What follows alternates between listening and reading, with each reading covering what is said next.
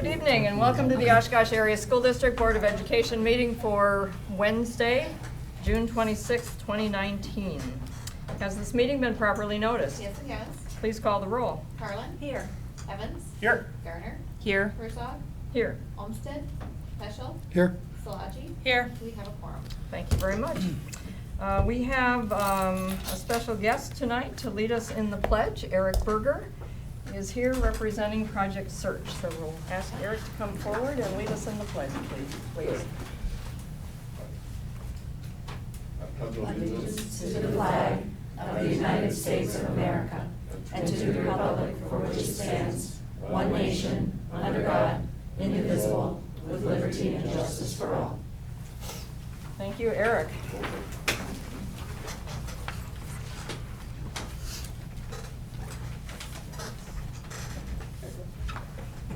You can't get out. You can't get out. Got you blocked in.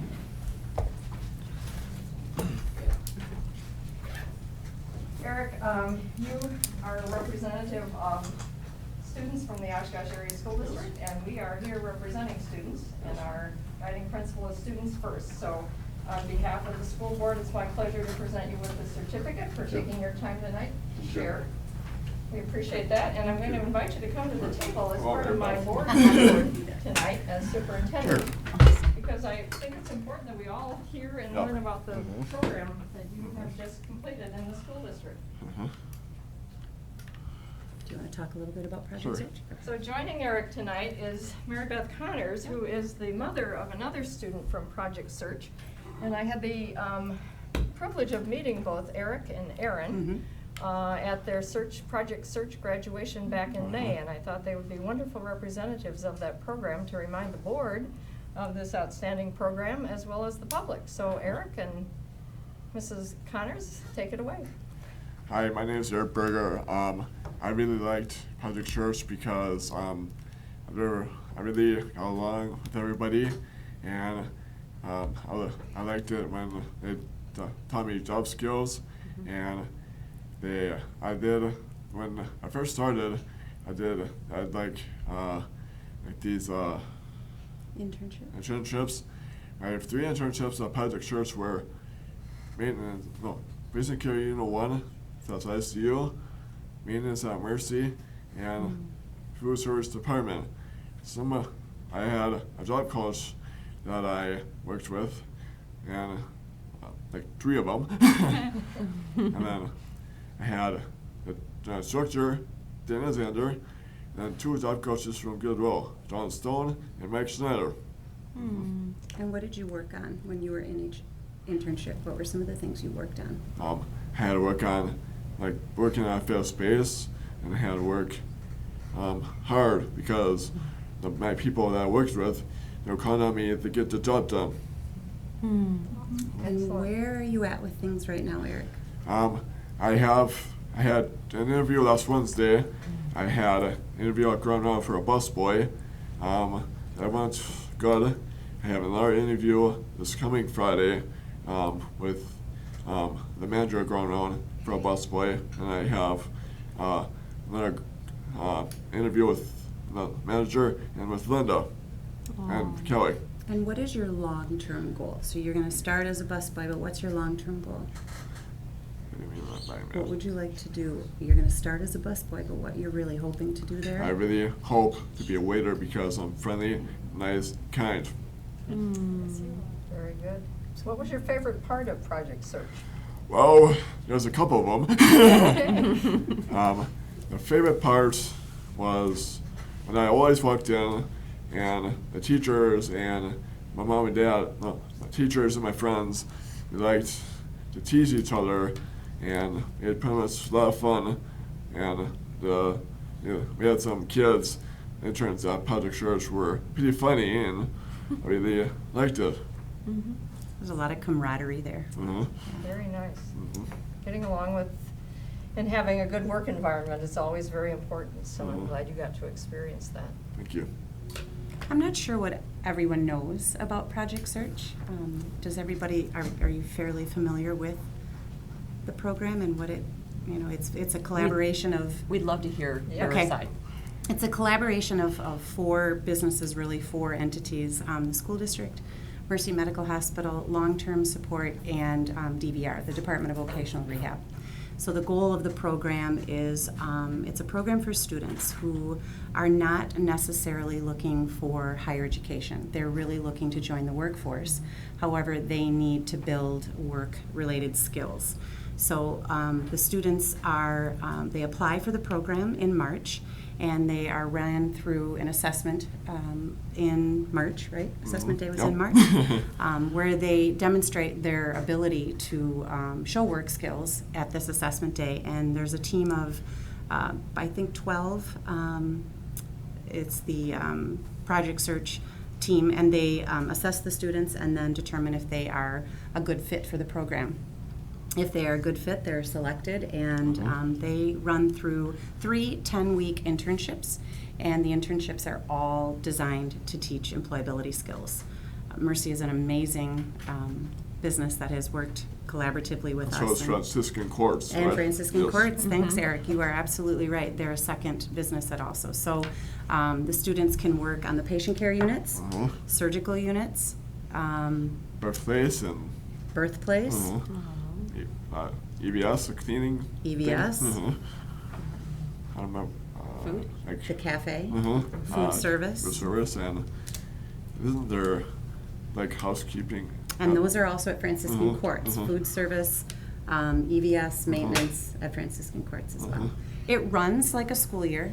The school calendar is the same, so students have Christmas and Easter off, but it runs a full school year, and it's 3 unpaid internships. And then fidelity of the program is working towards employment for each of those candidates as they graduate. And fidelity is that they would get a job at a minimum of 16 hours per week at a minimum of minimum wage. And thus far, our program, we are starting our 4th year, and the first 3 years, almost all candidates are employed. Nice. So it's a really pretty neat program. And my daughter just graduated as well, and just started a job. She is working for her 2nd evening tonight. She was hired at Franciscan Courts in the food service department. So she is feeding or helping to serve the sisters, and dishes and table setup, and then I think she'll also be doing some hours in housekeeping. So she's looking to work 20-some hours a week. Yeah, Well, we always appreciate learning about the successes of our students, and so it's been a pleasure to have both of you join us tonight, and for Eric to lead us in the pledge. So Thank you. Thank you very much. Thank you. All right. All right. Enjoy the rest of your evening. Thank you. you.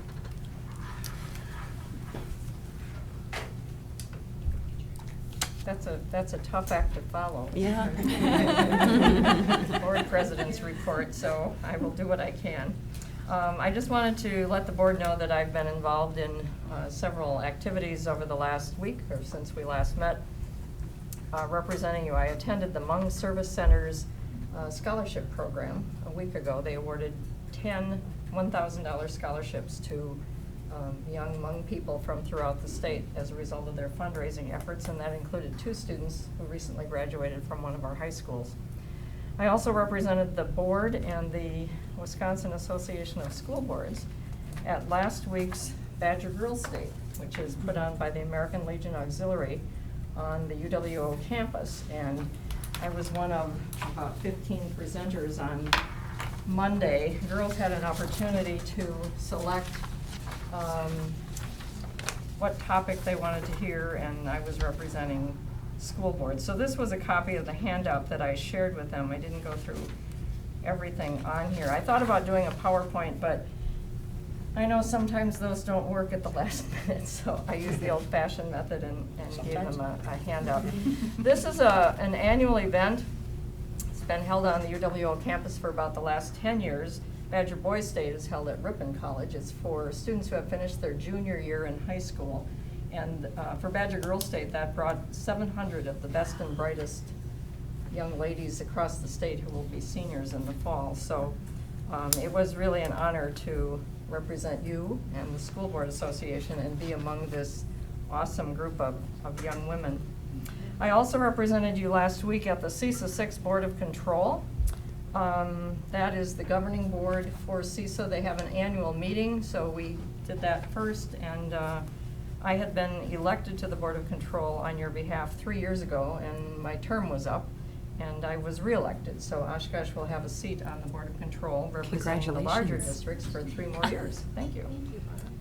And then finally, I met with some ladies on Thursday who invited me to lunch. These were genuine church ladies representing St. Andrew's Church on Murdoch, First English Lutheran, and I'm sorry, I don't remember the name of the... Our Saviors. Thank you, Our Savior's Church.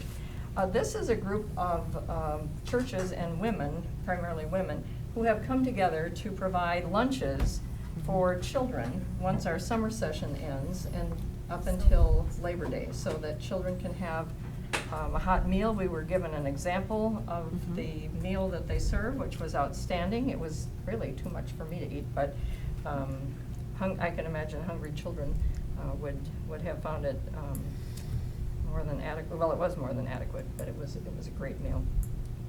So I really salute the efforts of those ladies to look out for our students, again, putting students first and recognizing that it takes a village to educate children. So thank you to the church ladies for starting that up. And with that, I'll turn it over to the superintendent for her report. Thank you very much, Dr. Sure. Herzog. So today we have our good news report. We're going to go ahead and get started right away with the Oshkosh Area School District 7th graders were able to explore the University of Wisconsin-Oshkosh campus during a college tour this past school year.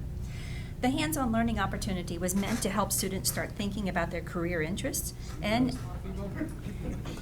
educational plans following high school. There it is. We're going to go ahead and go over to Oshkosh West. The Oshkosh West High School and Westside Elementary and Middle School communities came together to raise money for cancer research and support through the American Cancer Society. The event was organized by Oshkosh West students and the Student Athlete Volunteer Experience, otherwise known as SAVE, program. During the event, SAVE students organized a variety of family-friendly games and activities, including beanbag toss, kickball, football drills and games, frisbee, tennis games, mini soccer games, life-size Jenga, that must have been fun, board games, and more. Mr. Jensted, South Park Middle School technology and engineering teacher, regularly goes above and beyond for his students. He spends some of his lunch hours going the extra mile to have students spend their lunch in his room working on their projects or sitting in the hall as he does lunch duty working on their missing or late work. Thank you so much for all that you do to include all of our students and to help them succeed. 7th graders from Merrill Middle School recently created simple chatbots to practice math facts of multiplication, division, addition, or subtraction in math skills class. To complement their unit, team members from the Podo Solutions came to speak about how they use technology and chatbots in the business world. Students learned about the education required to become a coder and were very engaged learning about the future of technology, digital citizenship, and augmented reality, which is critically important as we go forward into a virtual world. On May 23rd, Washington Elementary students and families had the opportunity to attend the school's Spring Student Showcase Night. This event celebrated all of the hard work the students did, with an emphasis on the arts. The halls of the school were lined with student artwork, and families had an opportunity to create an art project together, be a part of a drum circle, play a friendly game of cups, as well as visit the book fair. Congratulations to Oshkosh West senior Edgar Herrera, who signed a letter of intent to play soccer for the UW Parkside in the fall of 2019. Congratulations also to the Oshkosh West tennis players Grant Counts, Clayton Counts, Aaron Jorgenski, and Danny Ruzinski on qualifying for the WIAA Boys Tennis Individual State Tournament.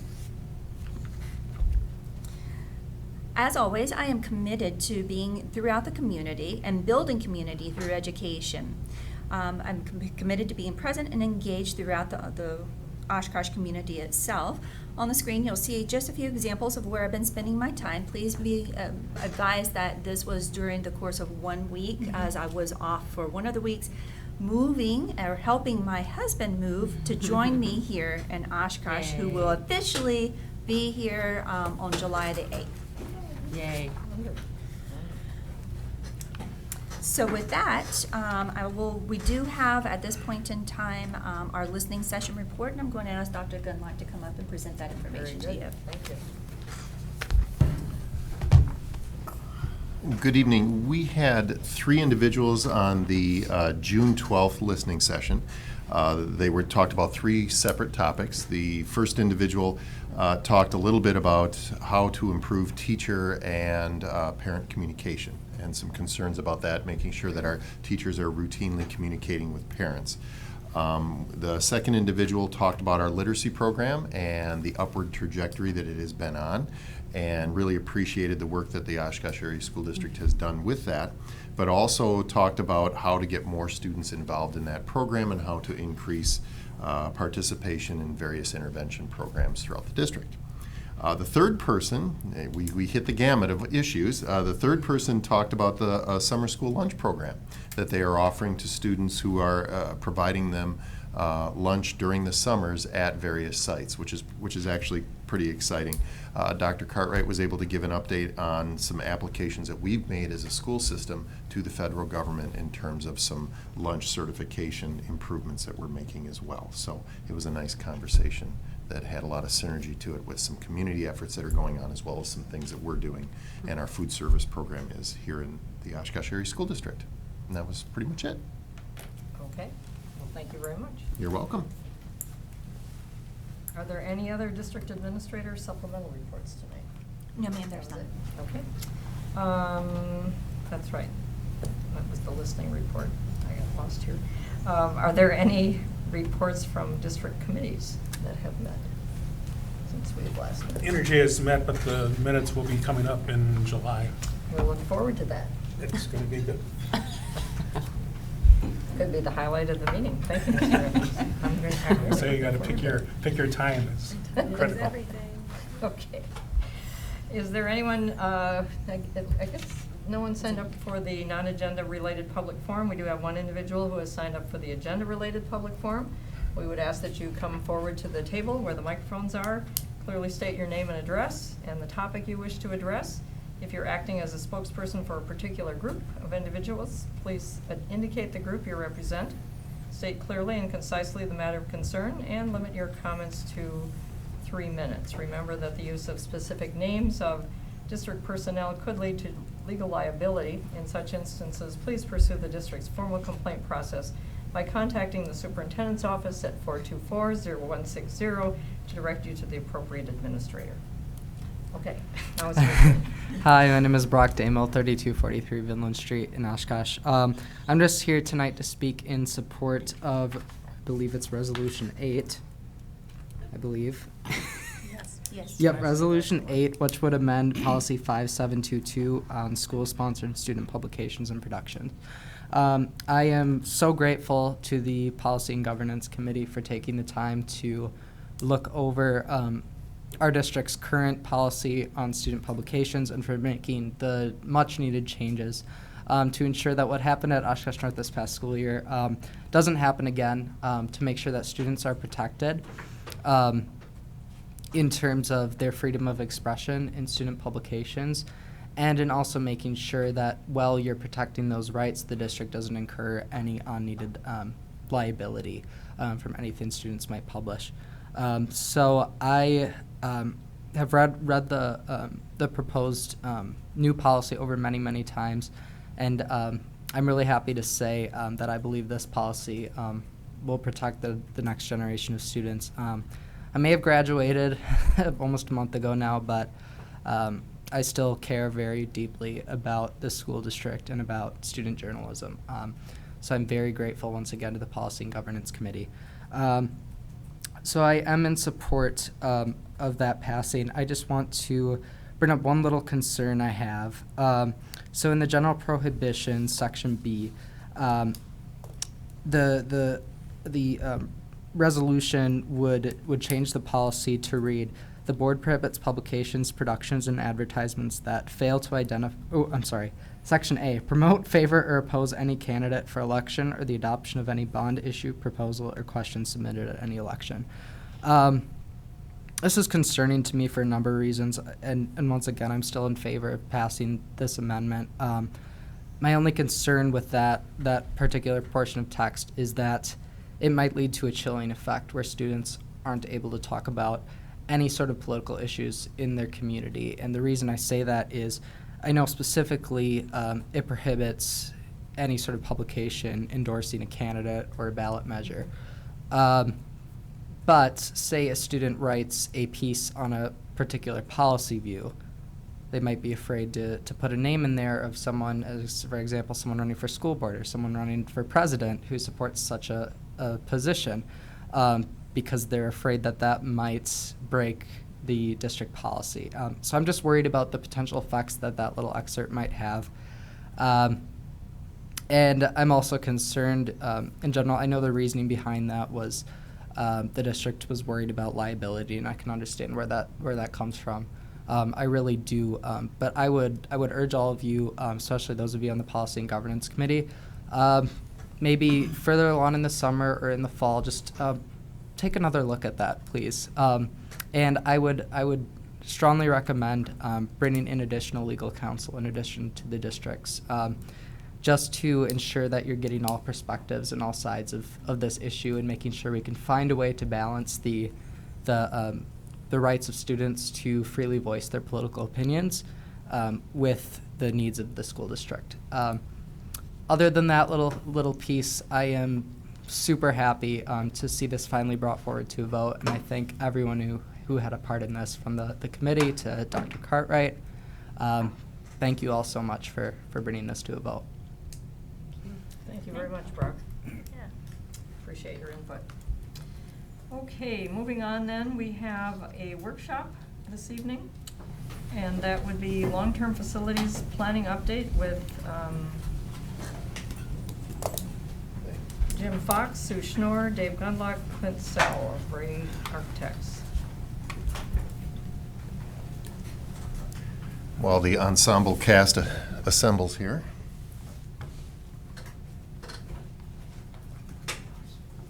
This is a continuation of a series of presentations that we've been making probably the past couple of years. This one is more focused on some of the long-term facilities planning and what are some of the potential next steps that we're going to be requesting from the board. The first part is really focusing in on the background, and I'll turn that over to Clint and Jim to get started. Thank you very much. Glad to be back with you again this evening. Is that on? For this part, again, this will be a bit of a review or a reminder of a couple of the last times we've met. But again, really the facility study, again, forms kind of the backbone of everything we consider as we move forward. So kind of just, again, want to talk through the work done to date, kind of talk a little bit about what it is not, and then that will kind of lead into a bit of the next discussion. So again, kind of breaking this out into a four-phased approach. Phases 1 through 3 have more or less been completed. The facilities study, again, a very large document, comprehensive look through all the buildings with engineers, some additional outside parties helping to assist in that. Part 2 was the population study that UW Applied Population Lab did. Part 3 was providing costing information for phase 1, and now phase 4, again, as it states, is the ongoing effort to really just start to lay the groundwork for next steps and studying different ideas and thoughts moving forward.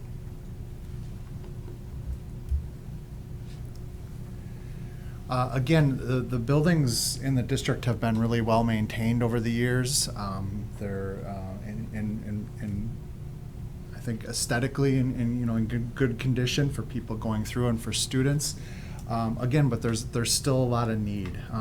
Again, the annual budget's only stretched so far, and so we have a lot of kind of deferred maintenance items within a lot of the buildings. To the district's credit, again, a lot of HVAC work has been done over the years, so the district's done a really nice job doing what they can to bring them up. But again, there's a substantial amount of need, as we saw within the report and with the budgets that presented.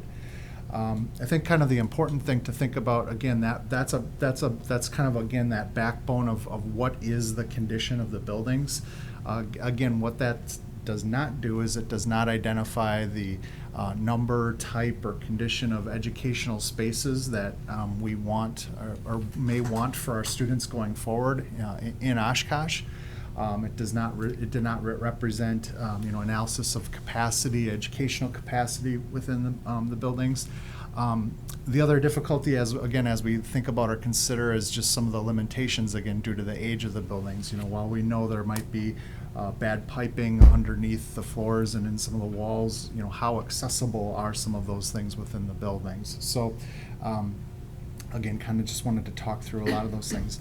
Ultimately, again, we tried to distill an incredible amount of information into kind of a easily discernible document. So we do have kind of that summary document that, again, tries to kind of do the impossible task of again, distilling a lot of information into a small, digestible piece of paper.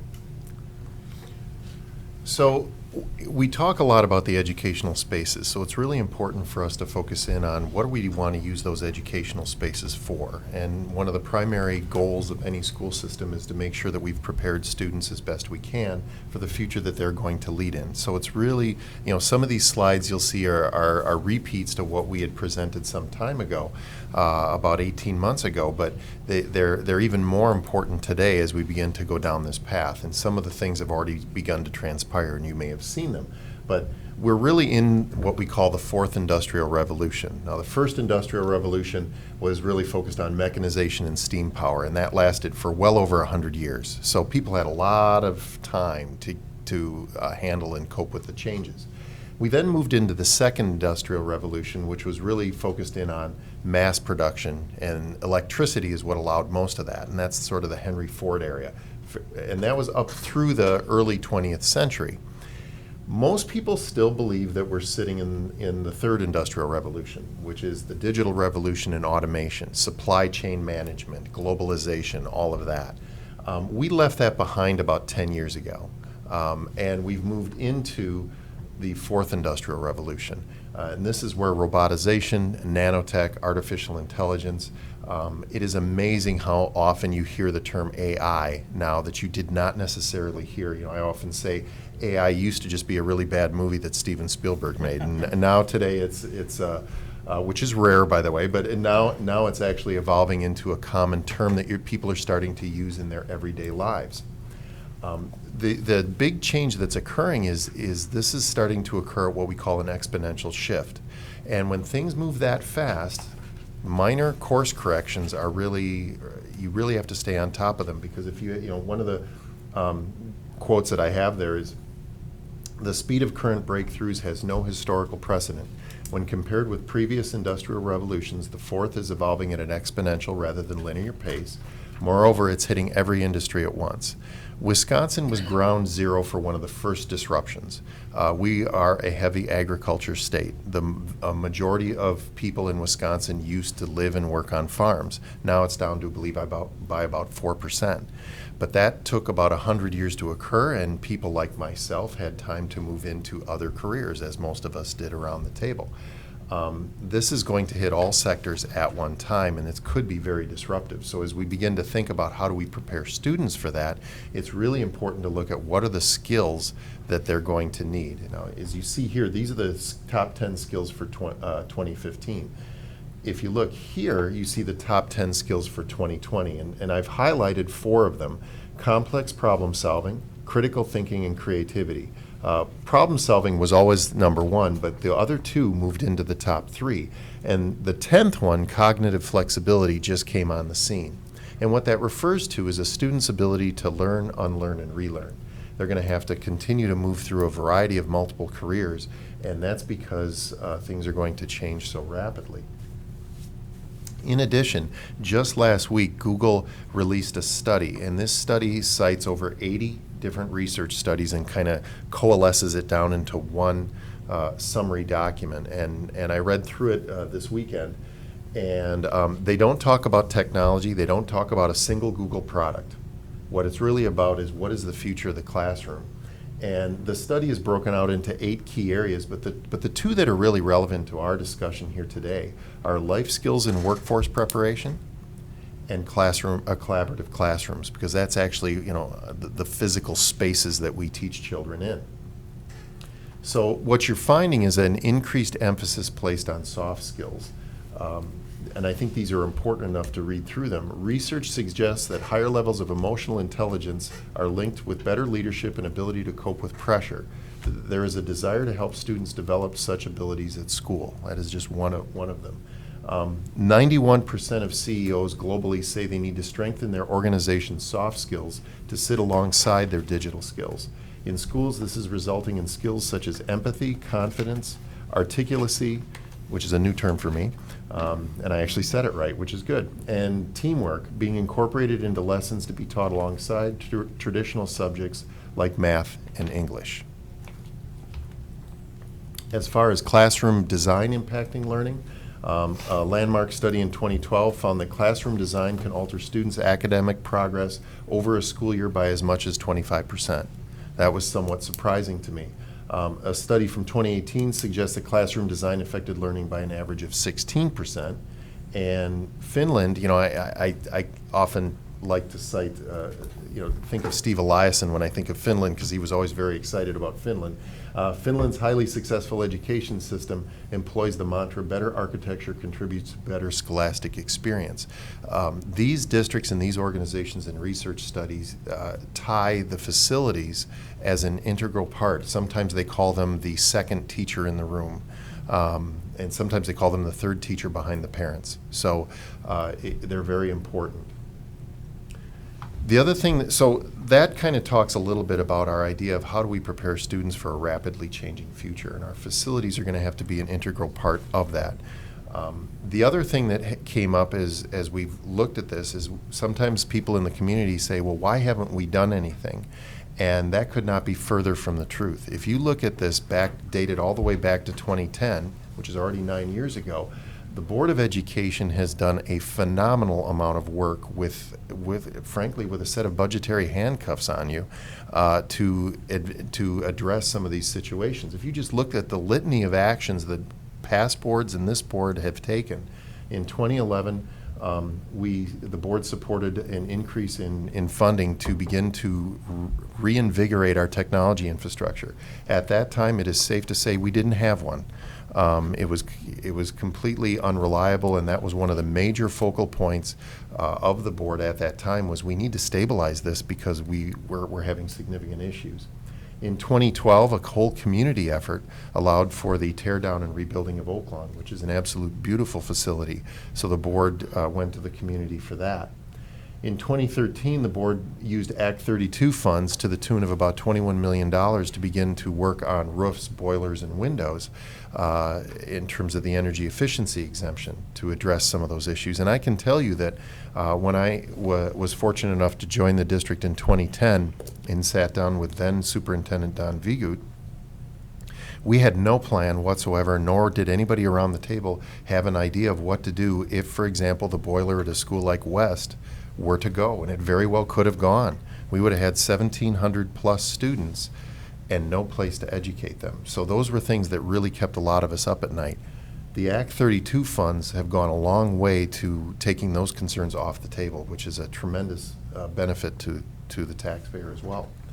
2014 was our first referendum for learning, and remember, the majority of that supported keeping the existing programs that serve our children and do a wonderful job with that. But they also allowed us to initiate the Learning Without Limits initiative. A good portion of that was designed at getting and creating a personalized learning environment to begin to address some of the needs that I just previously talked about. 2015, the Lakeside Edition, was a big win once again for the school district, and Act 32 was used again to the tune of about $14.5 million. This was continuing that progress. 2016, remember the legislature did not approve inflationary increases for schools, so even though we were very frugal in 2016, we had to go back again for a referendum for learning to maintain the same current programming that we used to maintain in the 2014 referendum. Now, we did use $600,000 of that the first year only to begin to put in security cameras in our schools. It was not enough, and it did not allow us to put everything we wanted to in, but it allowed us to put in the highest priority cameras in the most critical positions. In 2017, we used Act 32 a third time to the tune of about $17.3 million to continue the work on boilers and roofs and windows. Mind you, one of the things that's important is that did not impact other spaces. And Jim, you had mentioned that the other day, that and maybe it would be wise just to say, what did Act 32 not accomplish? Right. Excuse me. Act 32 was very specific. It was more of a scalpel, if you will, rather than a broadsword with regard to our schools. It was, as we approached each individual school, it was very narrowly scoped to identify boiler replacements. There were some schools that did receive windows, some that received a couple of doors, or maybe individual roof sections, but by and large, that was the entirety of the scope as we moved from building to building. I would say no two buildings were the same. It so much depended on the condition of the building when those particular items were last touched, the condition of the particular roofing structure, the budget that we were allowed to pursue with regard to that act, that specific act. As Dave said, there were 3. And we tried to budget appropriately so that we could address every single school, primarily looking at their heating infrastructure. That was our charge. It did not, to Dave's question, it did not touch any classrooms. It did not focus on aesthetics. It didn't focus on anything directly related to education. And even things like parking lots and, It did things of not that. do anything with parking lots, correct. Right. So in 2018, fortunately, we were able to apply for and we obtained 2 different rounds of safety grants. So this allowed us to go back to the security camera situation, and that allowed us to put in some of the priority 2 cameras that we had addressed and didn't have the funding to do previously. And that really assisted us quite a bit, as well as allowing us to make some significant improvements into door access. The second round of training, to the tune of about $549,000, was focused on, or the second round of safety grants was focused on staff training. So as you can see, we've used just about every tool at our disposal over time to make the improvements that we can, given the fiscal realities that we're living in as a school system. I would just add, if I could, there was one other major strategic approach to facilities, which was led by Oshkosh for Education in September, I think it was 2017, where every building in the district was touched in terms of curb appeal and even playgrounds. So that was a massive effort, and I think probably an unprecedented use of time as well as human and material resources to make that possible. That's a great addition, and the most exciting thing of that was seeing so many different community members, as well as the various blisters we all got that day. It was a lot of fun. It was a warm day.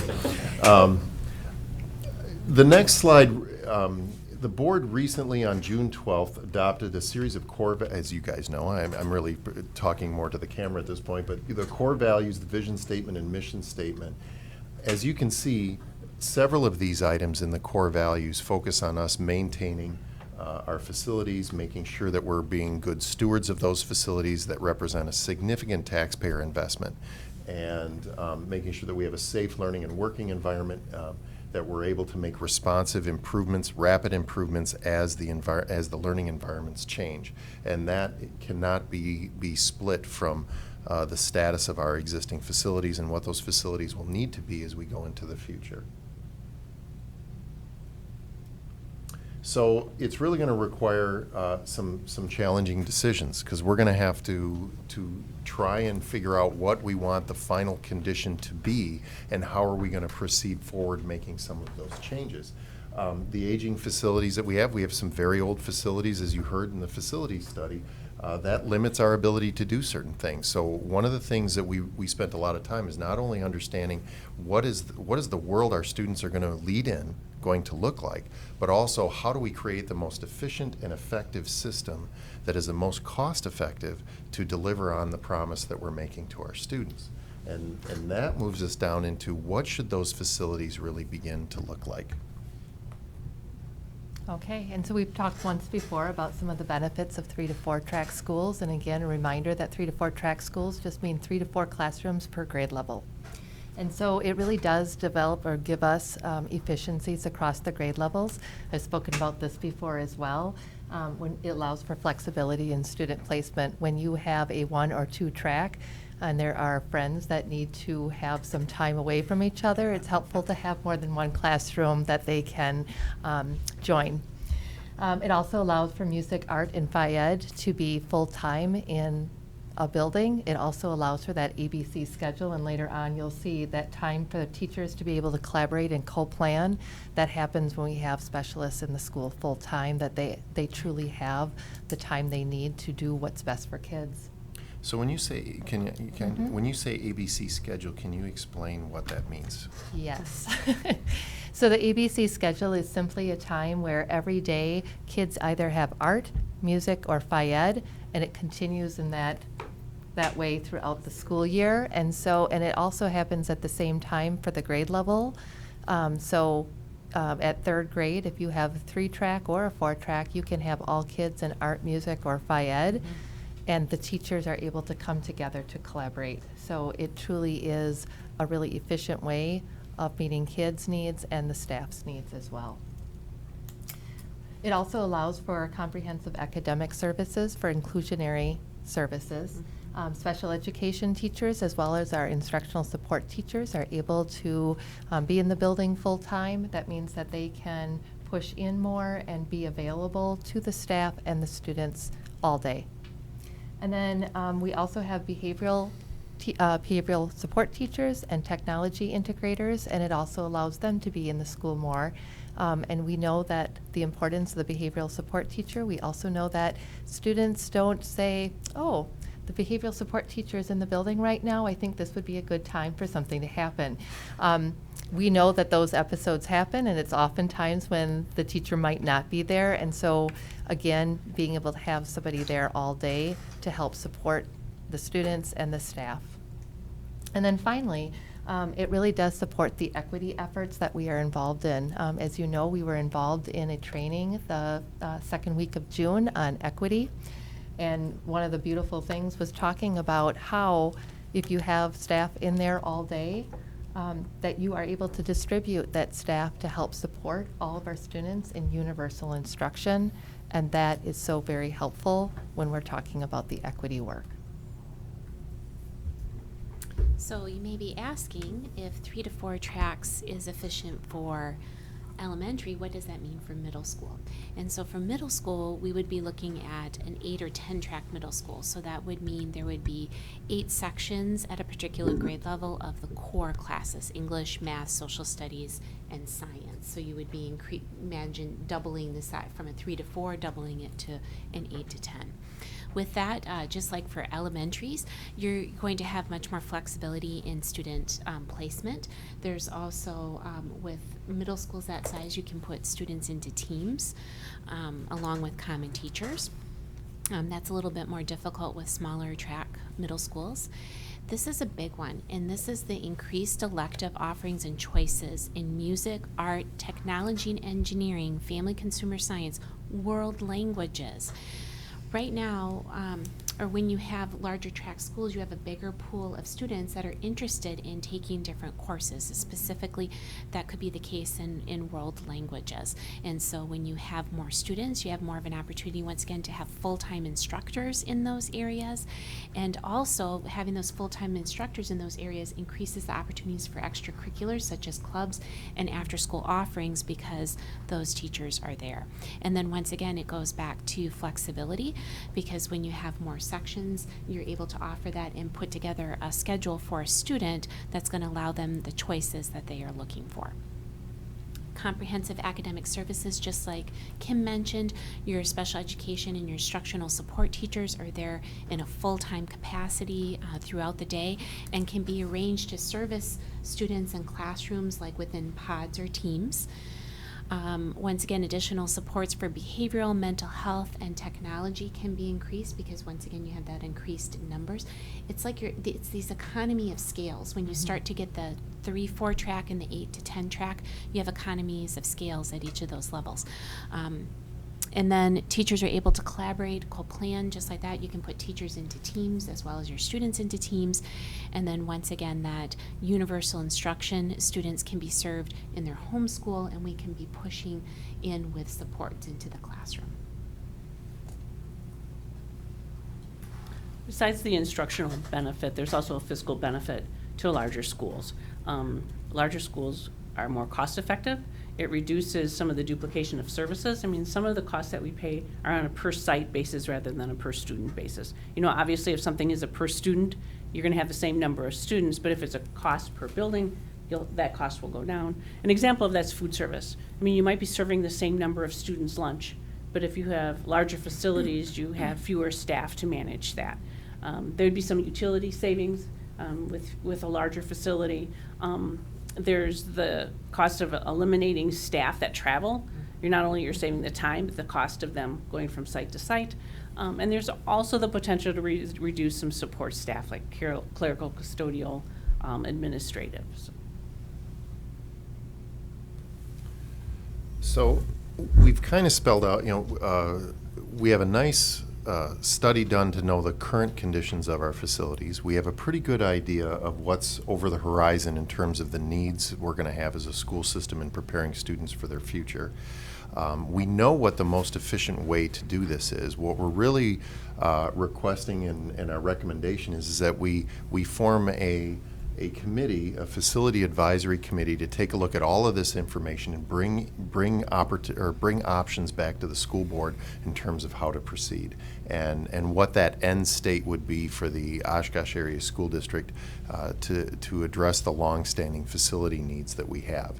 I think Steph Carlin at one point had mentioned the idea of wanting a multi-year plan so that we have this in place. It's all set and ready to go, and a committee would be able to help us take the initial steps at creating a plan like that for the board. Obviously, it's probably, even though it would be multi-year, it would probably be made into interlocking phases that could stand on their own, but having that overall plan and direction to show people where we're going would be really important. So we have an example committee charge that is in resolution this evening. The Board of Education of the Oshkosh Area School District authorizes the creation of a facility advisory committee, that's what we would call it, to be comprised of community members who will be charged with the task of seeking recommendations to our district's facility needs. The Facility Advisory Committee is charged to review all pertinent information regarding our facilities based on the outcomes of a recently completed assessment of our facilities. So that's sort of the preamble. It gets into the detail in the next section. The board desires the following matters to be considered by the Facility Advisory Committee in making recommendations to the Board of Education for future action. Bullet point 1, proposed options / renovations / upgrades that support learning environments which are safe, accessible, efficient, and equitable. Purposeful spaces that inspire innovative learning, accommodate evolving technology, and promote collaboration among students, staff, parents, and community with 3 to 4 track elementary and 8 to 10 track middle schools. And the suggested recommendations shall maximize use, reuse, and or replacement of existing facilities and shall be cost effective for the taxpayer, providing for an enduring end product that is energy efficient and adaptable for decades to come for the future of the Oshkosh Area School District students. So that is the resolution that we have put forward this evening. So the next steps would be, if the board approves that resolution, would be to create the Facility Advisory Committee, making sure it is a very representative committee with addressing multiple subgroups, making sure that all stakeholders are present in the committee. Continue to refine the various options and develop a series of ongoing frequently asked questions. As you can imagine, there's going to be a lot of questions with this, and we would handle it similar to the way we've done other things, where we would keep those posted and in a place that is very accessible so people can always have the answers to their questions. And then we'd continue to cycle back to the Board of Education with periodic updates. Just quickly, just to emphasize something that Dr. Gunlock also stated, is the composition of the board. We will be purposely reaching out to underrepresented groups, in addition to some of the individuals that we would anticipate that you would expect for us to include. So with that, we'd open it up to any questions. Anyone have any questions or any comments? I have a quick question. Go ahead. So could you explain Act 32 or Fund 32, and will we be getting more money from that? Act 32 was legislation that allowed school districts to do projects that you had to improve the energy efficiency of your buildings. And it allowed you to borrow that money or spend that money outside the revenue limit formula. So how this district chose to do it was actually to borrow that money. So we borrowed the money, did the projects, and now when we repay that debt payments back, that's outside the revenue limit formula. So in essence, it's allowed you as a board to tax to make those debt payments outside of what the revenue limit formula allows you to tax. But it was very restrictive on what kind of projects you could do. Okay, so will we be getting any more funding from that? Currently not. That has gone away. I mean, I've heard some rumblings that they may be looking at putting back something similar, but for now, there is no similar legislation on the table. At every legislative breakfast session, when we break into the small groups, almost to the person, everybody says, you gotta bring this program back. It was so good.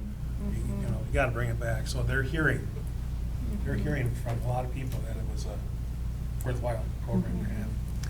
The downside of it, just from what Jim also mentioned, was it didn't allow us to do other infrastructure needs. I mean, it didn't allow for parking lots, it didn't allow for flooring. It doesn't do anything for educational stuff. Right, yeah, you couldn't remodel a science lab with that money. So it was very restrictive from that standpoint. Now, did it do a lot for this district, and are we saving money because of it? Yes. But it wasn't the end all, I guess. And if I may, I'll remind the board also, from the last time we met with the workshop that Mr. Fox provided, even on the energy efficiency reports and where we are, and where the Oshkosh Area School District right now as a whole is averaging much higher, much better than the average school district across the entire state. And so, Sue, I get this question a lot too from community members. What kind of funding does the school district get from the state to maintain our facilities or build new facilities? None. None. Nada. Well, in essence, the state gives us money based on, well, we're controlled by the revenue limit formula and have been since 92, 93. Within that, we have to maintain our facilities. There's no requirement that says you have to spend a certain dollar amount. There's no caps, there's no limits, but all of that is under the revenue limit formula. So you as a board have to decide and set priorities as to where you're going to spend that money. But the state does not give us additional resources or have a special aid pot just for renovating facilities. If I may add to that, could you go ahead though and explain for the additional fund that we have been able to go ahead, anytime we had some additional funds that were available that we invested into this fund after 5 years, which I believe is at the conclusion of this upcoming school year, we would be able to start withdrawing from. Can you speak towards that? There was a Fund 46, it's called, that we set up probably 4 years ago, because you had to have the money sit there for 5 years. The board passed a resolution saying what you were going to use that money for, and after 5 years, you could start pulling that money out. And it has been earning interest. I don't remember right offhand how much is in there. I think $1.5 million now plus interest, but I'd have to verify that number. So at least it's a starting point. Then do we have to keep putting money into it? We can. We don't have to, but we can. So just the first 5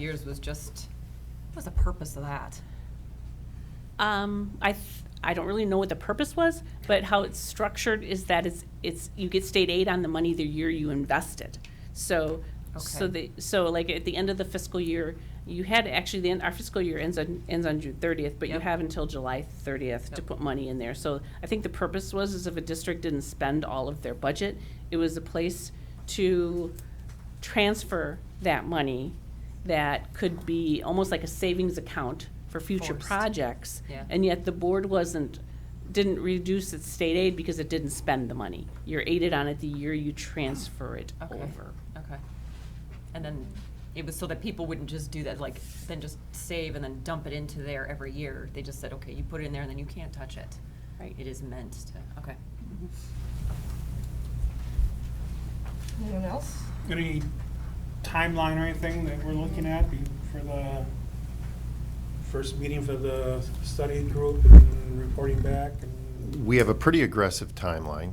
One of the things that we're looking at doing is forming the committee over the next several weeks, and then probably starting to meet as early as August and start going through that. We would ideally, and this, don't hold us to this one right now because it's obviously a lot of people's schedules we'd coordinate, but we'd love to come back in October with the first report back from this committee to the board at the first, do a workshop at the first meeting in October and say, okay, here's our first set of recommendations and ideas.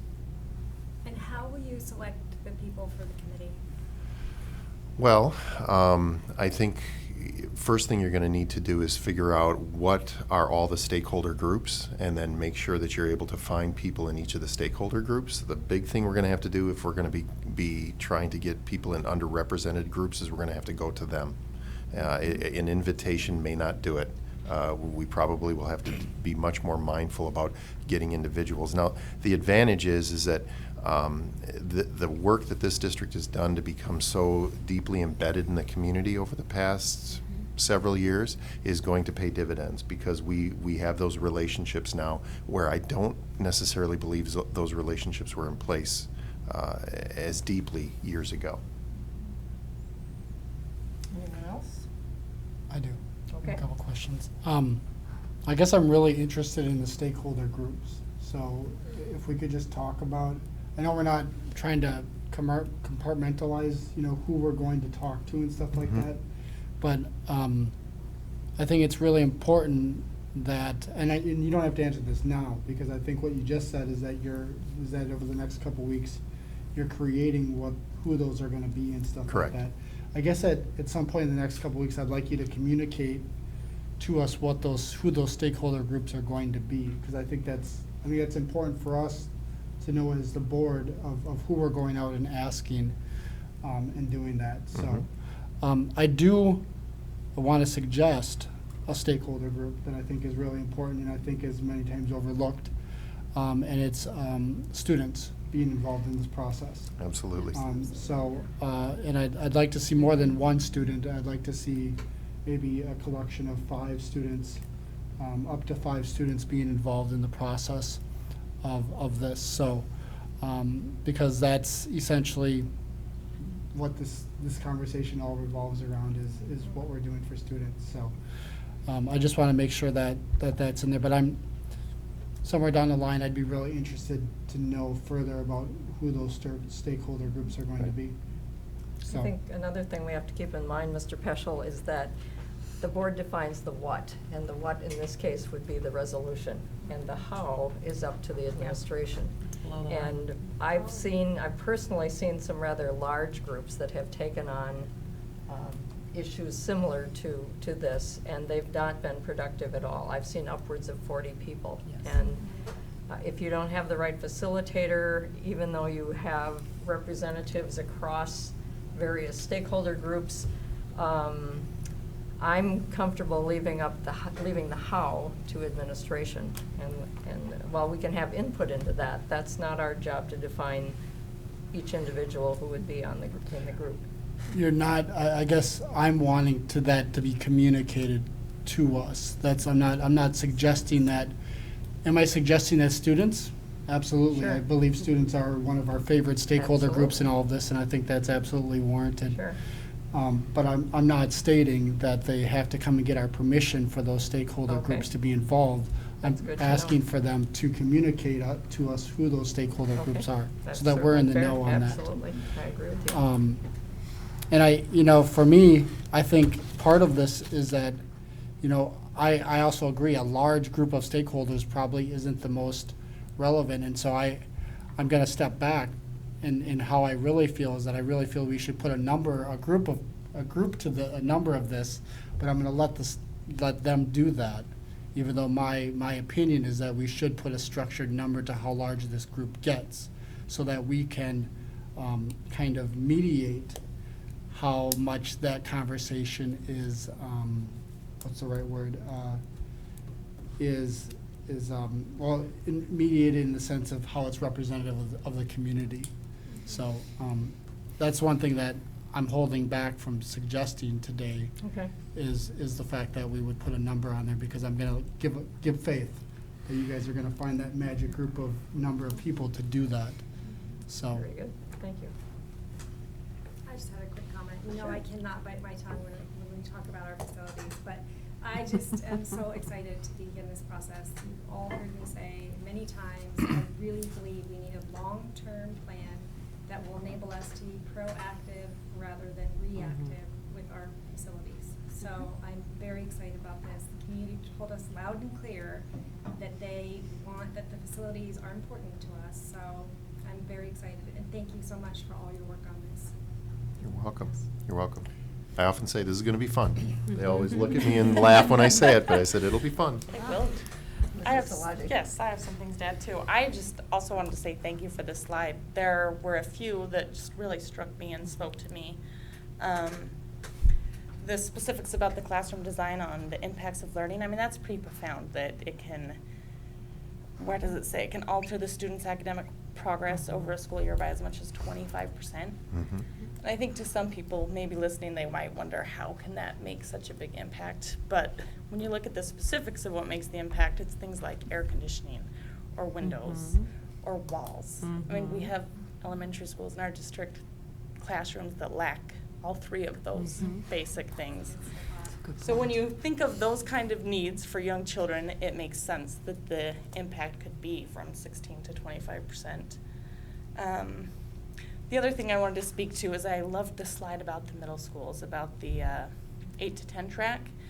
I even learned from that. Even though I was a middle school teacher, I will admit that I didn't know the exact phrasing of tracks at middle school. A few weeks ago I spoke and said that I went to from a 2-track school to a 3-track school, but I realized, because of your presentation, Julie, that I really went to a 9-track school. I said 3 because there were 3 teams. So when you said that at middle schools, when you have these larger tracks, you can create teams, that just really excited me, because having 3 teams made me a better teacher. It really did, because I was able to collaborate with 2 other 8th grade English educators. And then also the behavioral issues. I was able to collaborate with the math, science, and history teacher we all had the same team of students. So I know for absolute sure that these larger track schools create better opportunities for our teachers, better support for our teachers, better educational value for our students. So I loved those slides and wanted to thank you for highlighting them and backing them up with the research. And I wanted to say that I appreciate that. So would an 8 to 10 track school mean we could bring more languages back to our middle schools, so they could choose between French and German? And That is an opportunity or a possibility, because you have a larger pool of students that could have that interest to be able to do that. Right. I've been thinking about this report quite a bit since having some background information on it last week as part of agenda setting for tonight, and then when the actual report came out, it seems to me that there are several things that come together with this. Certainly we had the extensive, comprehensive facilities report that was presented to the board last fall, and then we revisited that in the spring. We've heard at various times that we've lost teachers, good teachers, to other districts, and we know that working conditions are often a variable as to why people seek to work somewhere else. And I know we've had teachers who have had to travel between buildings because they couldn't be full-time in buildings. And I know we've lost some people because they wanted to be full-time in a building. this would allow us to address that. As Mrs. Carlin pointed out, Oshkosh for Education Strategic Planning results have identified facilities as a #1 concern. And so, to me, the time is right, more than right, for us to move forward as a board, and that is one of our main responsibilities, to look at the big picture and move forward. And I was thinking about this on my dog walk this morning. If not now, when? When would we do a comprehensive study? And if not us, then who? We were elected by the people to do this kind of work, to set the tone, to look at the big picture, and to make the best recommendations we can for the children in this community. And so much of what we do in the schools is tied to economic development. As you were talking, Dr. Gunlock, about the various revolutions, and I was, as a former history teacher and student, looking at that second revolution, where the assembly line originated in part because there were so many immigrants who didn't speak English. And they didn't need to speak English because they weren't being paid to think. They were being paid in terms of creativity or in terms of better ways of doing something. They were paid to do a job that the next person depended on them for, or that they were dependent on for. But that's not the world in which these children of today are going to live or are living. And the notion of the one of the beginning slides where you showed the skills that are needed for children living their lives in the mid-21st century is where we need to be looking forward. And we need this longer range plan in order to do that. I've personally taught in a very large middle school, and I know sometimes people get concerned about size of school and will students fall through the cracks. It doesn't have to be that way. As part of an administrative team in such a building, we met every week, and we were diligent as well as vigilant in terms of changes in student behavior, how to adapt new children to the students, to the school, and then we would meet weekly, and there would be accountability in terms of what was the follow-up for these kids, or somebody's behavior started going off the rails. And so I can safely say that I knew the names of 80 to 90% of the students, and I dealt with discipline, which was only about 20% of the kids. But you can learn the names of a school of 1,000 or more, and I'm not suggesting that that's the number we're going to end up with, but I'm suggesting that in a school even 1,000, an administrative team and the teachers can learn the names of those students, and they don't have to fall through the cracks if you're really dedicated and put students first, as we've said, as our guiding principle. So I see lots of pieces coming together here. Like my fellow board members, I'm excited about moving forward with this. The time is now. We are the administrative, you are the administrative team, we are the board to drive this, and it's time that we move forward. We simply cannot afford to maintain all these buildings, given the age and stage of life that many of them are in, and with the uncertainty from one biennium to the next in terms of the state legislature and where that funding may come from with the state. I did read on before coming over here tonight that both the Senate and the Assembly in Wisconsin have passed the state budget. It now goes to the governor's desk, and he has 3 options. He can sign the bill, he can veto the whole thing, or he can do his line item veto, his partial vetoes. We don't know at this point what's going to happen. He's not declared. So this could be something that is settled fairly quickly, or it could be something that our lawmakers have said could drag on into October or later. So the uncertainty of the funding, and then the uncertainty of things breaking down and needing to find things in our budget is something that we have to deal with. So I really appreciate the efforts of everyone, including the leadership of Dr. Cartwright, to help drive this process so that we can move this district forward. We've pretty much established that with our vision and mission and our guiding principles recently, as well as our core values. So it's time to move. It's time to move. All right. Well, thank you very much. And we'll proceed with our consent resolution.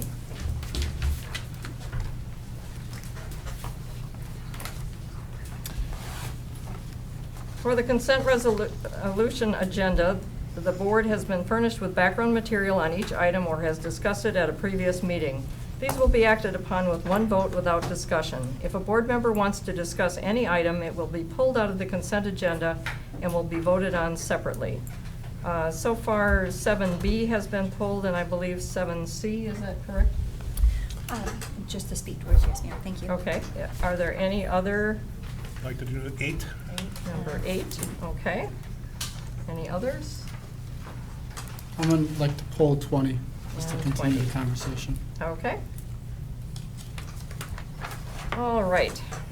The board will consider approval of 1, minutes of May 22nd, 2019 regular board meeting. Number 2, minutes of May 22nd, 2019 executive session regular board meeting.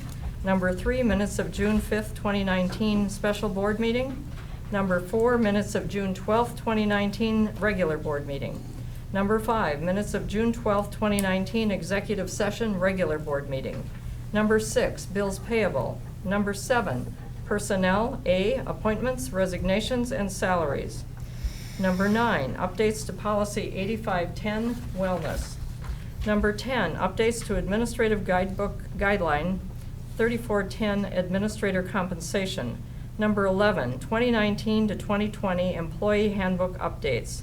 Number 12, 2019 to 2020 WIAA annual membership renewal. Number 13, CISA 6 contract. Number 14, district level movement for eligible professional educators. Number 15, one-step movement for eligible Oshkosh paraprofessionals. Number 16, one-step movement for eligible NTEA. Number 17, longevity movement for eligible extracurricular employees. Number 18, one-step and longevity movement for eligible food service employees. Number 19, July board meeting date reschedule. So moved. Second. Please call the roll. Evans? Aye. Evans, aye. Garner? Aye. Garner, aye. Herzog? Aye. Herzog, aye. Olmsted? Peschel? Aye. Peschel, aye. Szilagyi? Aye. Szilagyi, aye. Carlin? Aye. Carlin, aye. Motion carried. Thank you very much. Resolution 7B, retirement. Be it resolved that the Oshkosh Area School District Board of Education approve the retirement as filed with the Secretary to the Board of Education. So moved. Second. I had asked that this one be pulled. We have one employee tonight whose resignation we would be accepting, retirement rather, we would be accepting. That is Stephanie Urich, who is currently a media assistant at Merrill Middle School and has been with the district since 1978. In other words, 41 years. Stephanie is probably the district employee I have interacted with the most over the last year or two because she's a neighbor of mine. We're out frequently walking our dogs together. And I feel like the people talking over the fence from that TV show. But we certainly wish Stephanie all the best in retirement and wish her much happiness as she enters into this next age and stage of life. Any other comments? Please call the roll. Garner? Aye. Garner, aye. Herzog? Aye. Herzog, aye. Olmsted? Peschel? Aye. Peschel, aye. Szilagyi? Aye. Szilagyi, aye. Carlin? Aye. Carlin, aye. Evans? Aye. Evans, aye. Motion carried. Thank you very much. Resolution 7C. Be it resolved that the Oshkosh Area School District Board of Education approve the administrative appointment and salary schedule as filed with the Secretary to the Board of Education. Appointment, Sarah Poquette, 1.0, Principal, Perry Tippler Middle School and Alps Charter, effective July 1, 2019 to June 30, 2021. So moved. Second. Dr. Cartwright? Board, I'm very pleased to make this recommendation to you this evening. Sarah Paquette is currently the principal over at Merrill Elementary School and does a very fine job with the students as well as the faculty and the community. We, during her interview process in both rounds, she presented herself in a very professional way and was able to connect with the school community that was part of the interview process, as well as, of course, with the executive team as we were coming through with their second round of interviews for this position. So it is my honor and my privilege to present to you a recommendation for Sarah Paquette as principal for the Tippler Alps Middle School. other comments or questions? Please call the roll. Herzog? Yes. Aye. Herzog, aye. Olmsted? Peschel? Aye. Peschel, aye. Szilagyi? Aye. Szilagyi, aye. Carlin? Aye. Carlin, aye. Evans? Aye. Evans, aye. Garner? Aye. Garner, aye. Motion carried. Thank you very much. Resolution number 8, be it resolved that the Oshkosh Area School District Board of Education approve updates to policy 5722, school-sponsored student publications and productions, as filed with the Secretary to the Board of Education. So moved. Second. Discussion. I think as Brock, who I believe is the first time he addressed us as a citizen of Oshkosh, not a student. That was kind of cool. But I think I agree with him that this is a vast improvement.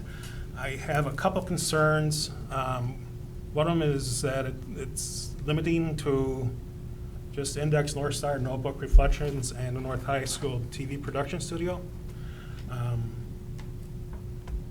just wonder if in the future, when I was in school, there was a literary journal that was published, and if something like that would happen again, we would have to come back in and change this for them, or not. I think that's addressed in the second paragraph, Mr. Evans. Where in the second line it defines student publications, which includes literary journals, books, T-shirts, school-sponsored clothing. But that would be under a, it wouldn't be a limited public forum, it would be a closed public forum. So you're wondering if there's a new sort of publication Something created? would come up. Would we have to go back and like add it in? Yeah. Or it would have As to be the- maintained as a limited purpose public forum to fit to conform to the policy. Correct? If I may, the purpose of the Policy and Governance Committee is in order to meet on a regular basis to review policies, so that as changes are necessary, we have a forum in which to bring that forward as a representative subgroup of the board, to bring back to the full consideration of the board. So given that there was something that were to occur to that, we would still be able to respond in a fairly timely manner.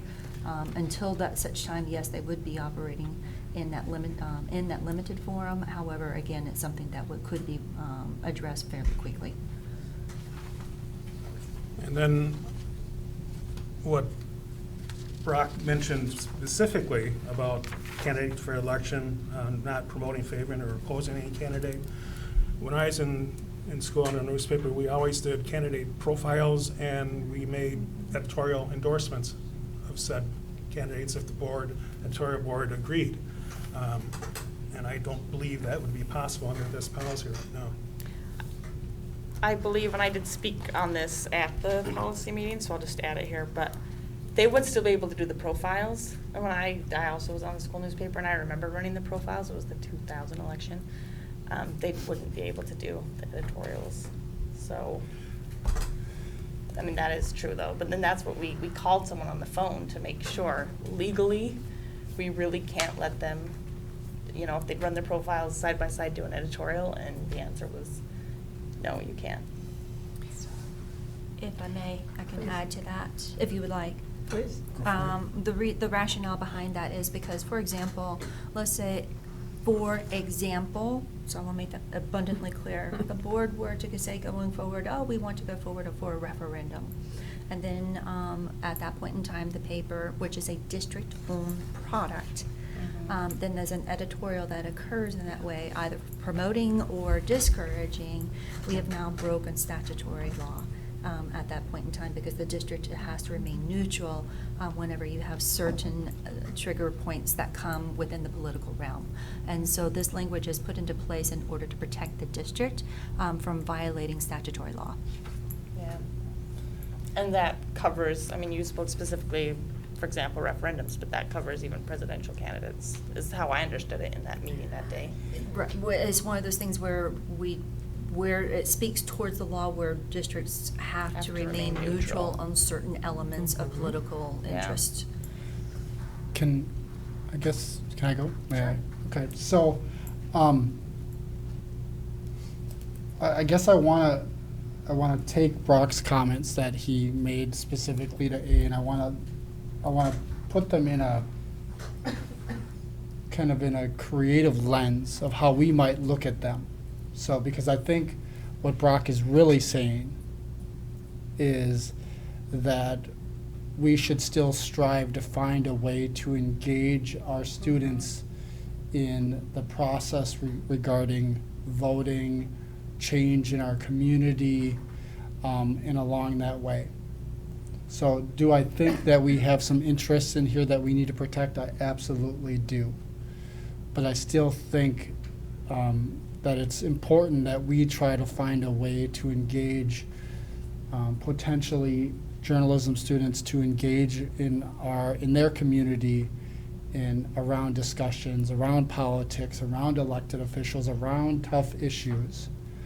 And so what I'm going to suggest today is that we pass this today, and that we as a policy and governance board come back to this in, say, December or January and rediscuss it again. But in that time, ask those student publications or school publications what opportunities they think that they may have missed out on, that they could have covered, that they, ask them to think about creative ways of how they may be able to have covered those items that may have been, considered a way that is educational, that provides them the opportunity to show us how they think they can do it. And I think that's important. And that's the opportunity that I want to provide. And so I guess that's my turning point is that I want students to be able to talk about politics. I want them to be able to be critical in that sense. I don't want to put the district at any risk, but I think it's behooves us to help them or to give them opportunities to find a way to creatively be engaged in this way. If I may, Sure. towards that. For A, that is not going to limit that. The language is very specific, is to promote, favor, or oppose. So provided that they're providing equal coverage to any political candidate in a neutral way, they would be able to do that. And there are also additional things that happen, especially at our high schools. So for example, I know specifically at North High School this past year, during the election season, where they actually had mock elections and those kind of things. So of course the school newspaper could promote the involvement of students into those type of opportunities. They're not saying how to vote, they're just promoting the activity itself. So as long as they're remaining neutral, they're able to continue to have those type of conversations and as well as reporting on. It's when they are taking a position, which is the editorial component of it, for which we are it does restrict that. And the Policy and Governance Committee addressed this and found that both advisors were in favor of this language, representing, giving voice not to the students as well as themselves. I've seen comparisons of candidates over the years in our high school publications where they will take the number of, however many candidates there are for a particular election, and they will identify certain issues, and then they will state the stance or the position of each of those candidates on the issues without favoring a candidate or opposing, but just trying to objectively define what is the position of each candidate. And I find that language would fit that. So I don't have any problem bringing this back at some future time, because policies should be living, breathing documents, and they should be able to be changed and not considered to be cast in stone. In order to pass any policy, or to change any policy, we require a 2/3 vote, which would mean 5 board members would have to favor this tonight. But as far as putting this on a future agenda item of policy and governance, I don't see any problem with that. Sure. One more follow-up? Okay. I guess I really want to, and the reason why I want to put it back on is because I want to see what type of follow-up or what type of ideas that students or issues that students might have had with this. it may turn out that there's no issues with it, and that's fine. But I guess I just, there's part of this process where we've really heard from really one person and several outside groups that kind of push the process here. And we heard from some students through emails and some conversation stuff. But I want to provide, if this is really a sticking point in regards to student expression of some sort, that this provides them an opportunity to express to us how this may have challenged their expression, and it provides them an opportunity to tell us that. If we don't get anything from it, that's fine, but I think it's important to say that, hey, we asked. We want to know if there's anything out there that you think that this suppressed, that you think we might be able to shape in policy to make it easier for them or to continue to protect the district's interests. So I just think it's an important part of that conversation that I think we've come a long ways with this. I think we're passing the right thing today, but I think it's an important part of the conversation for future in it. So that was only my suggestion. Thank you. All right. And your suggestion is consistent with various board policies that state our interest in looking at continuous improvement. So planning something, initiating it, and then seeing what the results are and making changes would be very consistent with that. We did have multiple, well, at least 2 occasions that I know that I was part of with policy and governance where the advisors had opportunities to weigh in, and efforts were made to make sure that the advisors were supportive of this policy before it was concluded by policy and governance that this is the policy draft that would come before us. Dr. Cartwright, were you going to say something? I know Mr. Evans had something to say, I'm sorry. then I was going to follow up on Okay, that. very good. From reading through this, it appears to be option 3 of the Neola guidelines. I believe that's So true. just for my clarification, option 4, which is the most liberal, the general prohibitions are in that option 4 too? Correct. Yeah. Yep. Is it Thank you. right? I think that's true. That's true. Dr. Cartwright.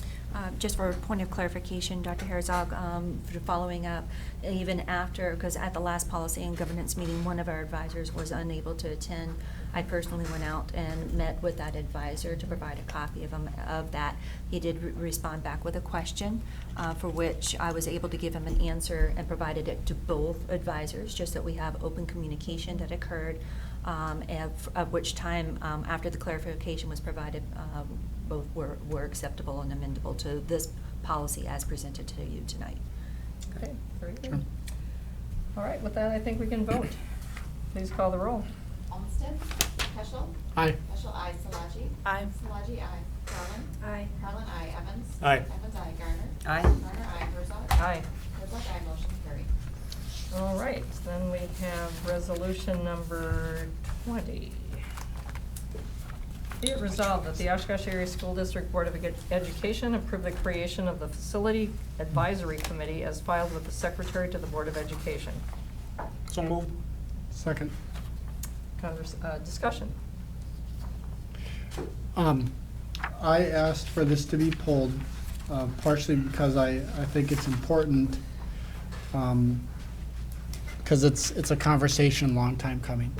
You know, the idea of creating this committee to help assess what our district needs, the directions that we need to take in regards to assessing our schools and our children that are learning in those schools. And so I think it's really important that we're acknowledging that we need to ask the community to do that today, and that all stakeholder groups that are interested in being involved should start with Dr. Cartwright in engaging their interest of being involved in that conversation with this. So I think this is truly one of those opportunities where people who have felt in the past that maybe their voice was not heard or willing to be heard, this serves as an opportunity for for those voices to start to be heard. So I don't think this is not a direction that we take lightly. This is an extremely important direction that we're taking here. So, and as you can tell, stakeholders are really important to me in this conversation. It's extremely important to me because the steps that we take from these stakeholders will define the next 50 to 70 years in our community. And so that's why I think it's really important to find, it's an opportunity to find all the right stakeholders for this process right now. So I just encourage Dr. Cartwright and staff to doing your best to incorporating as many different thoughts and ideas in our community in creating this process. So, thank you. Thank you, Mr. Peschel. Good clarification. I think we all agree that it's important to have community input, and as we heard with our work with Cheryl Stinsky of the Wisconsin Association of School Boards, school community engagement are critical to the success of a district and the success of a school board. So making sure we have input from everyone who wishes to weigh in is really important, and I'm sure that I trust administration to find ways for people who are not on the committee to have their voices and their opinions heard as well, so that we get as many diverse ideas as possible moving forward. Yeah. Anyone else? Please call the roll. Peschel. Aye. Peschel, aye. Szilagyi. Aye. Szilagyi, aye. Carlin. Aye. Carlin, aye. Evans. Aye. Evans, aye. Garner. Aye. Garner, aye. Herzog. Aye. Herzog, aye. Olmsted. Motion carried. Thank you.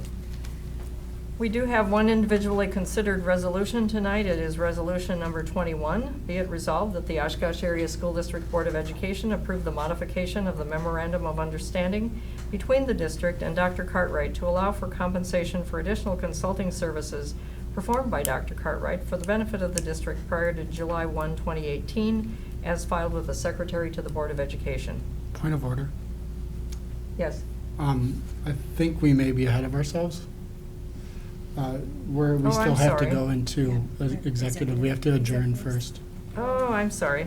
I thought that was the individually considered resolution.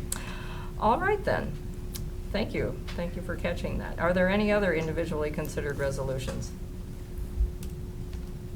Are there any items that you would like to see on a future agenda? Are there any announcements? I would just like to announce again that the Wisconsin Association of School Boards is hosting an equity conference, Reaching All Children, which we've said is important to all of us, on July 12th and 13th. You don't have to attend both days, but it's a great opportunity, and WASB is making a real effort to get out into the state with these workshops rather than holding them in the Dells or in Madison or Milwaukee only. And I'm not sure we're going to see an event like this come any closer than Appleton. So if you're still interested, I have brochures, and there's still time to register. Well, if you knew somebody on that board, we could probably have them put in a plug for Oshkosh. We probably could in the future. I'll see if we can work something like that out. And Dr. Cartwright has reminded me that Katie Neiman, our Director of Communications, and her husband have welcomed a new baby, Lucy Grace, who was born on June 19th. And the report is that mom and baby are doing well, so we extend our heartiest congratulations to the Neiman family on this wonderful and happy event. Any other announcements? All right then. We need a motion to adjourn to executive session. So moved. You have to read it first. Oh.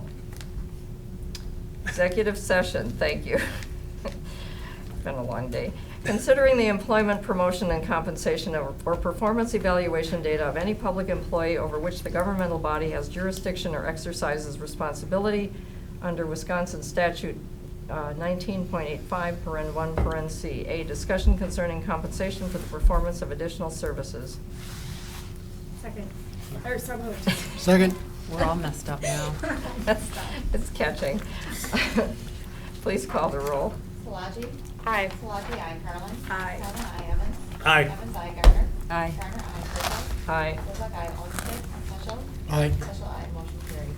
Thank you very much. So we will adjourn to executive session, and then we will be reconvening to open session where we will actually vote on Resolution 21, which I've already read, so you already know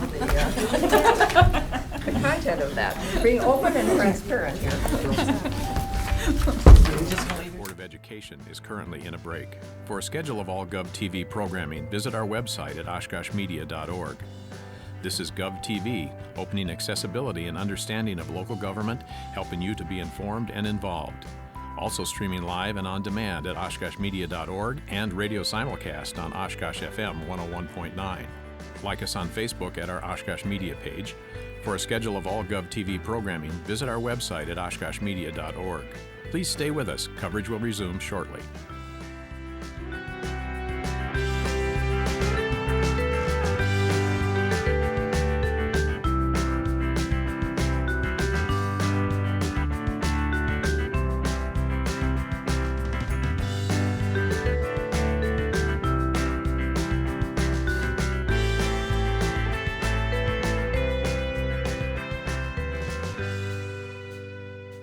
The Oshkosh Board of Education is currently in a break. For a schedule of all GovTV programming, visit our website at oshkoshmedia.org. This is GovTV, opening accessibility and understanding of local government, helping you to be informed and involved.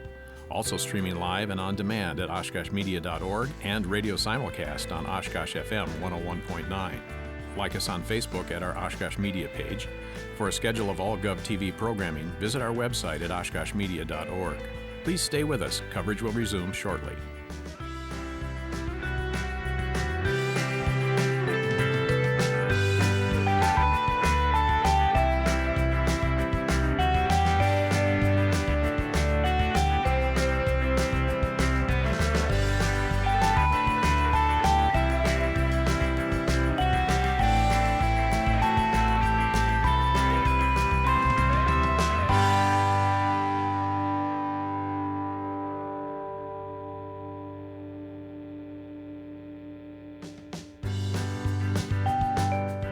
The Oshkosh Board of Education is currently in a break. For a schedule of all GovTV programming, visit our website at oshkoshmedia.org.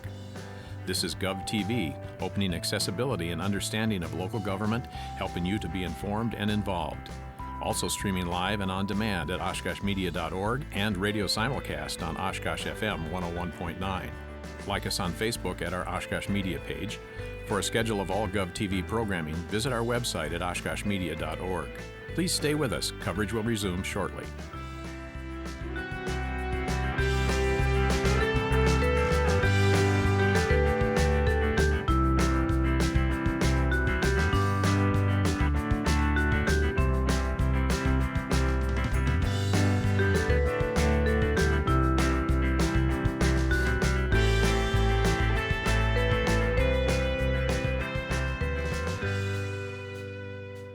The Oshkosh Board of Education is currently in a break.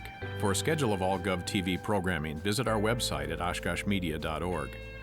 This is GovTV, opening accessibility and understanding of local government, helping you to be informed and involved. Also streaming live and on demand at oshkoshmedia.org and radio simulcast on Oshkosh FM 101.9. Like us on Facebook at our Oshkosh Media page. For a schedule of all GovTV programming, visit our website at oshkoshmedia.org. Please stay with us. Coverage will resume shortly.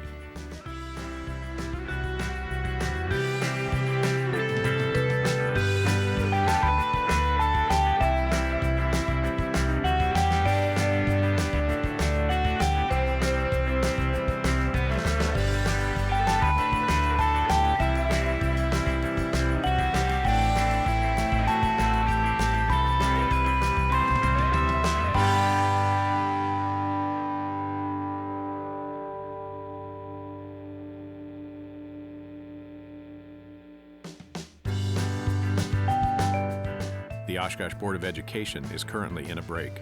For a schedule of all GovTV programming, visit our website at oshkoshmedia.org. This is GovTV, opening accessibility and understanding of local government, helping you to be informed and involved. Also streaming live and on demand at oshkoshmedia.org and radio simulcast on Oshkosh FM 101.9. Like us on Facebook at our Oshkosh Media page. For a schedule of all GovTV programming, visit our website at oshkoshmedia.org. Please stay with us. Coverage will resume shortly.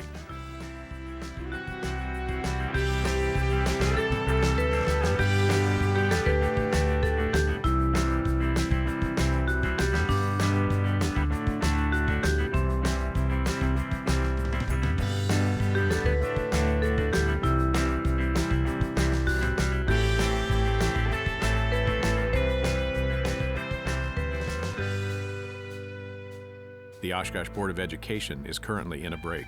For a schedule of all GovTV programming, visit our website at oshkoshmedia.org. This is GovTV, opening accessibility and understanding of local government, helping you to be informed and involved.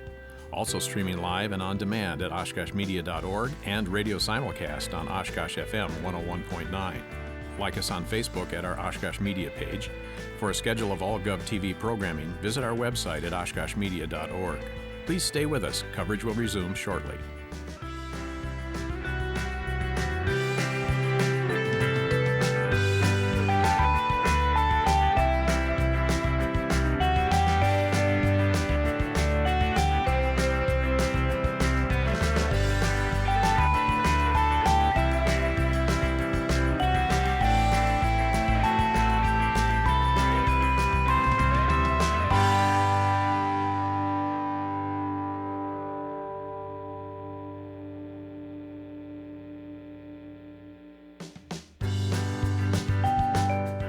The Oshkosh Board of Education is currently in a break. For a schedule of all GovTV programming, visit our website at oshkoshmedia.org. This is GovTV, opening accessibility and understanding of local government, helping you to be informed and involved. Also streaming live and on demand at oshkoshmedia.org and radio simulcast on Oshkosh FM 101.9. Like us on Facebook at our Oshkosh Media page. For a schedule of all GovTV programming, visit our website at oshkoshmedia.org. Please stay with us. Coverage will resume shortly.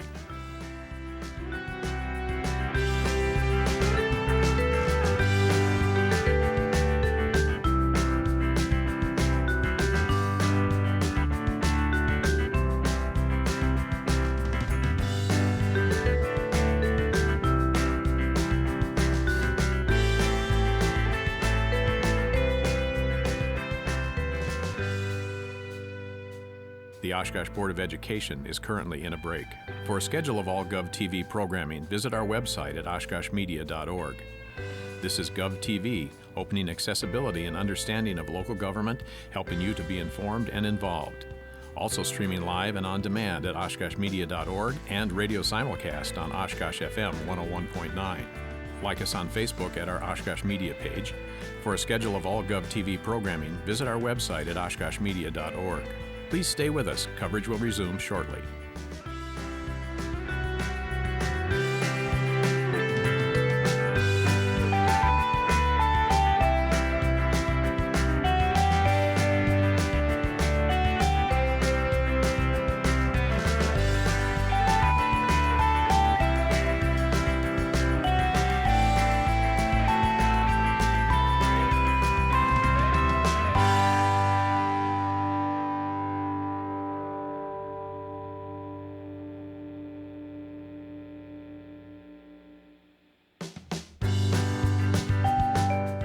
The Oshkosh Board of Education is currently in a break. For a schedule of all GovTV programming, visit our website at oshkoshmedia.org. This is GovTV, opening accessibility and understanding of local government. We are reconvening the Board of Education back into open session following our posted executive session under Wisconsin law. We have come back into open session in order to consider an individually considered resolution, which is resolution number 1, which I have read previously. Be it resolved that the Oshkosh Area School District Board of Education approve the modification of the Memorandum of Understanding between the district and Dr. Cartwright to allow for compensation for additional consulting services performed by Dr. Cartwright for the benefit of the district prior to July 1, 2018, as filed with the Secretary to the Board of Education. So moved. Second. Is there any discussion? Please call the roll. Carlin? Aye. Carlin, aye. Evans? Aye. Evans, aye. Garner? Aye. Garner, aye. Herzog? Aye. Herzog, aye. Olmsted? Peschel? Aye. Peschel, aye. Szilagyi? Aye. Szilagyi, aye. Motion carried. Thank you very much. At this time, I would entertain a motion to adjourn this meeting. So moved. Second. Please call the roll. Evans? Aye. Evans, aye. Garner? Aye. Garner, aye. Herzog? Aye. Herzog, aye. Olmsted? Peschel? Aye. Peschel, aye. Szilagyi? Aye. Szilagyi, aye. Carlin? Aye. Carlin, aye. Motion carried. Thank you very much. This meeting is adjourned. I think we did another.